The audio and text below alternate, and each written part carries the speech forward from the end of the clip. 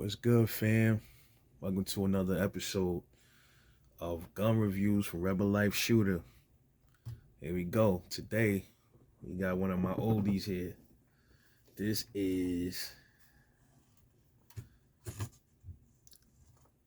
Adams Arms AA15 Crusader, man. Chambered in 223-556. Everything has been cleared. This was my first AR-15. Bought this in 2015, man. When I bought it, it didn't come with anything. Didn't have any sling attachments in the way I wanted it to. Just this one here. This is, I guess, for the double sling attachment right here at the tip here of the stock. So what I went ahead and did, I put a few things on, nothing too crazy. 16-inch barrel. This is a gas piston AR. This is not a direct impingement. This is a gas piston. Only thing that I put on it was obviously the single point sling here. I put this adapter so I can attach the single point. This is not the one where I had to take the castle nut off and everything. This is one that just clamped right over the buffer tube right here, and you just take an Allen key and just clamp it down. I don't know if you can see that right there. Also, I didn't put any expensive flip up sights, just some regular ones, nothing crazy. Something regular. And it can kind of co-witness with the front here. I can kind of get a good co-witness between the irons and this Bushnell. So I put a Bushnell on it, nothing crazy, just something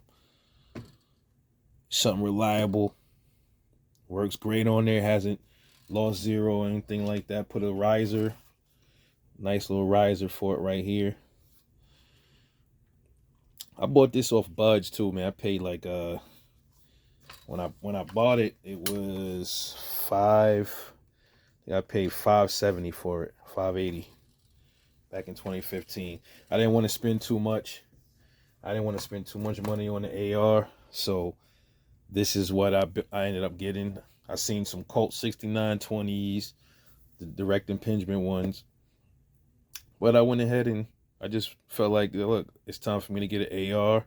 I had an AK already, so I said, all my friends had AR-15, so now it's time for me to go get me an AR. And saw this up there, and this was actually a blim.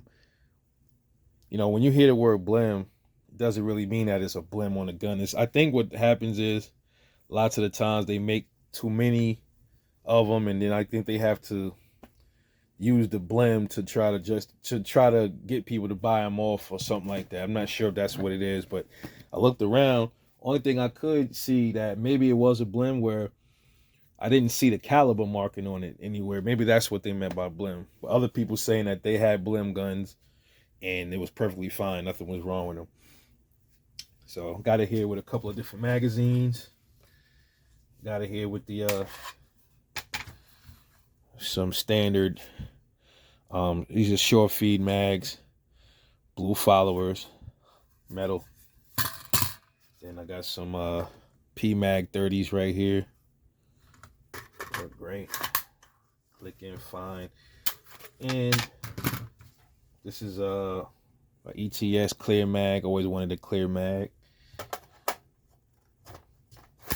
Got some 60s and some other ones. Lovely shooting gun. I put since I've owned it, I think I put maybe about,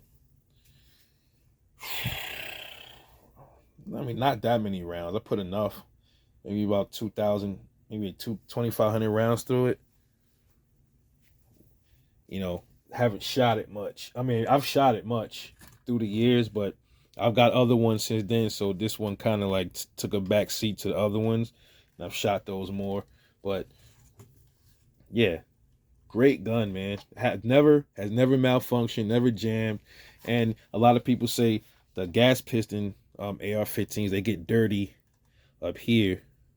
You have different gas settings, and I always leave it at the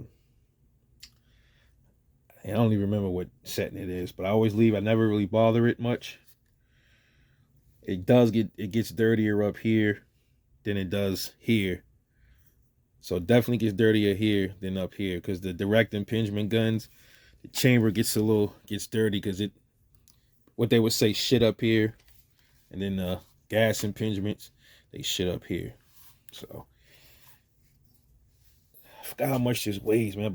Maybe about 6 pounds. It's about lighter, definitely lighter than the AK. Still got some weight to it. This, what I noticed too, gas piston ARs are much heavier. They're a little bit heavier than direct impingements. Absolutely, hands down. I can tell you that right off the bat. But I would never sell this gun, because this is my first AR-15. It's been excellent to me. Never gave me any issues.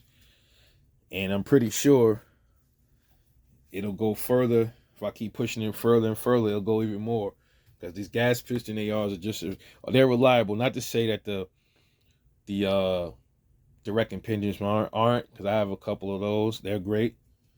But there's something about this one. I guess I'm attached to it because this is my first one. And I got to join the club with my boys, because they like, hey, bro, when you going to get an AR, bro? We got ours, man. You got to get yours. So that was one of them things, just like when you're little, your friends have big wheels or bikes, and then you ain't got your bike, and make you feel bad. I kind of felt the same way. Like, yeah, you know what? Let me go find me an AR, and I'll never regret it. What am I going to do in the future to it? Well, I'm not going to do much to it, man. I'm just going to, like I said, these sights, I bought these off eBay, man. They was like, what, $15 sights. It wasn't much. I just wanted something to slap on there. I just never really changed them out, just left them. So I got the Bushnell up there. It's capable. It's good. It runs great. Never skips a zero. So I'm not really doing too much. I'm not doing anything really else to this gun. It's going to stay the way it is the way you see it. That's how it's going to stay, just like that. But that's just a review of my first AR-15, the Adams Arms Model Crusader AA15. Came just like this. Collapsible stock. All I did was put the sights on and slap on. It's reliable Bushnell. Oh, another thing, these Bushnell red dots, this is a TR25. These, when they came out, they was like $100 and a little bit more. You can get these for about 40 now, man. 40, 50 bucks. Excellent red dots for your AR-15. I wouldn't put them on a 12 gauge or anything like that, but for an AR, absolutely. You can still find these Adams Arms. Check buds. I don't think you'll find them in your local gun shop, especially not the piston ones. Check buds, man. Buds should have them. Last time I checked buds, I did see some Adams Arms guns up there. I'm not sure if it was the AA15, but you can go up there and check, man. But anyway, I'm off this video. This is Rebel Life Shooter. I'll catch y'all later on the next one, man. And I'm out.